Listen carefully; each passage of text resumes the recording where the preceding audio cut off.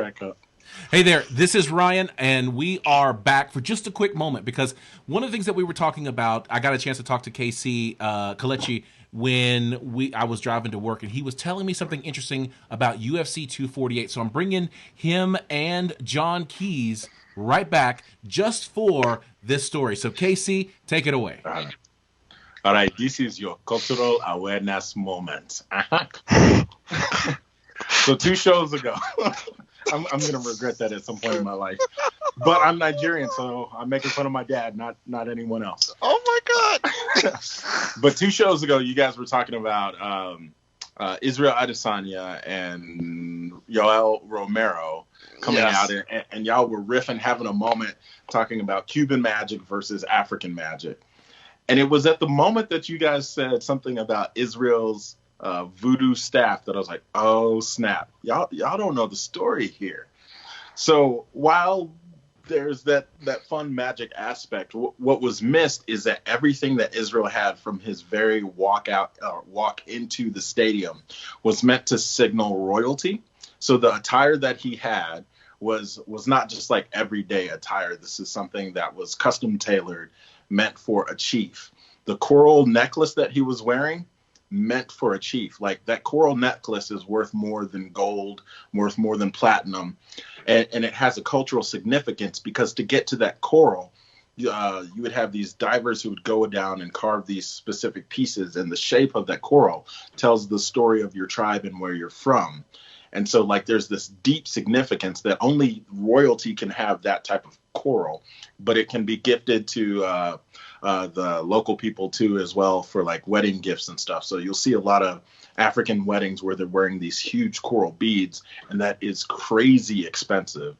But the big thing is that staff that he was holding was a sign of the chieftaincy. So it's kind of like a chief among chiefs. And so it's his stance of showing that he is royalty among that. Had nothing to do with magic, though. That was a cool riff on it. It's just like the actual cultural understanding that I bring to that is I saw that and I was hyped when he walked in, because I was like, long live the chief in that moment. Like, it was like he brought in so many different cultural aspects to that one experience. I was like, man. So we looked at like how what was the boxing match we just saw with Tyson Fury and Deontay Wilder. Yeah, Fury.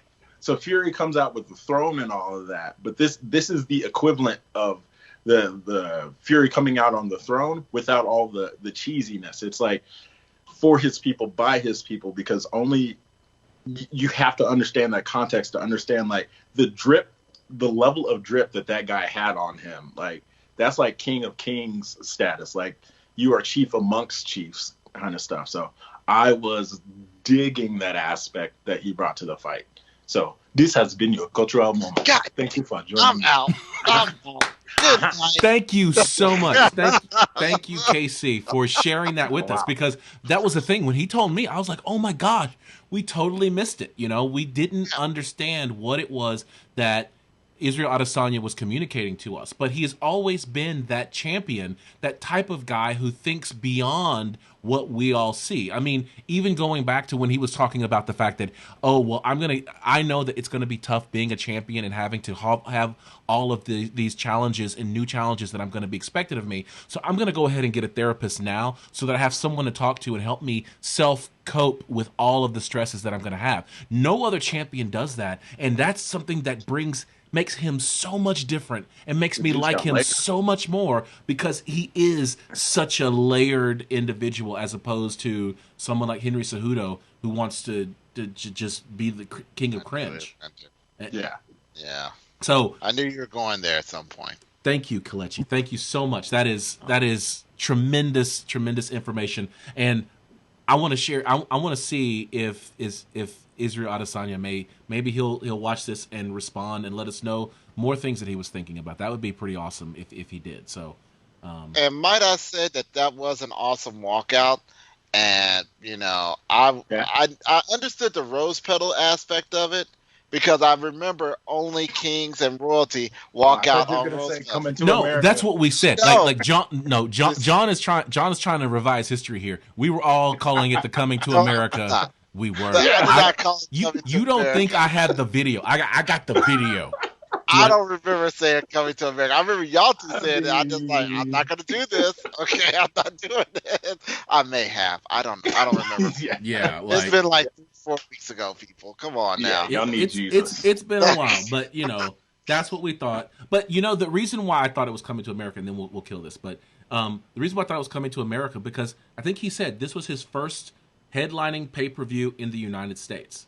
So this truly was, now that we have the context, the King of Kings from, representing his people in Nigeria coming to America for the very first time as a champion, as a pay-per-view headliner, and all that kind of stuff. So maybe I would love for him to come and say, this is what I was thinking and this is what I wasn't. But maybe he'll Donald Glover us and be like, hey, it's art. I don't need to explain it. If I explain it, it loses its meaning. And it's like, what can we say? Okay. Respect. Yeah. All right. Indeed. Thank you so much, guys. I really appreciate it. That was awesome. We'll have to have more of these, KC, as we come across them. So thanks so much. We'll see you next time.